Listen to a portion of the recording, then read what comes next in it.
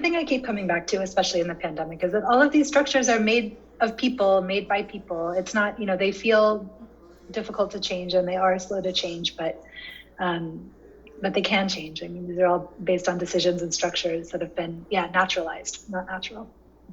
Sonia, did you want to say something?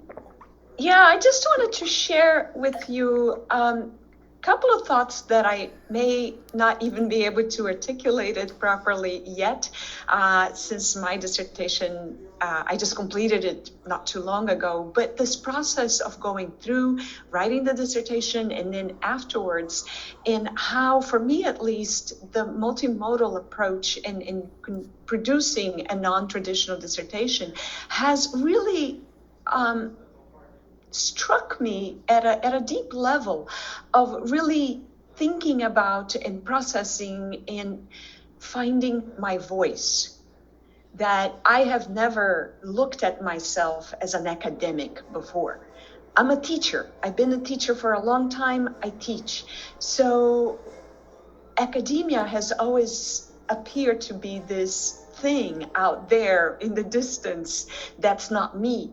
But going through the process of writing the dissertation and finding that, you know what, I do have something to say.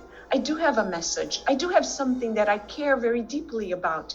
And now being able to incorporate all that into my message and incorporate it into the work that I do, and getting excited and getting engaged and continuing with the work that I did, and using some of the knowledge that I gained, using all the process that I went through to help me in the work that I'm doing and moving forward and going into the future. So for me, it was very empowering, and I can only hope and wish that others will find that to be true in their dissertation, in their journey of finding themselves and finding their voice.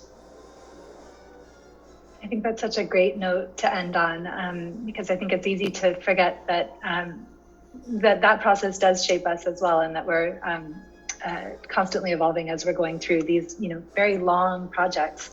And I hope that it can be a process where people find joy, where people feel a sense of empowerment, and where people can find their voice.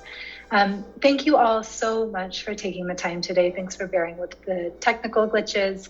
Thanks for sharing your perspectives and your experiences on the work that you've done and hope to do in the future. I really appreciate it. And it's been such a pleasure to get to know all of you and to get to know more about your work.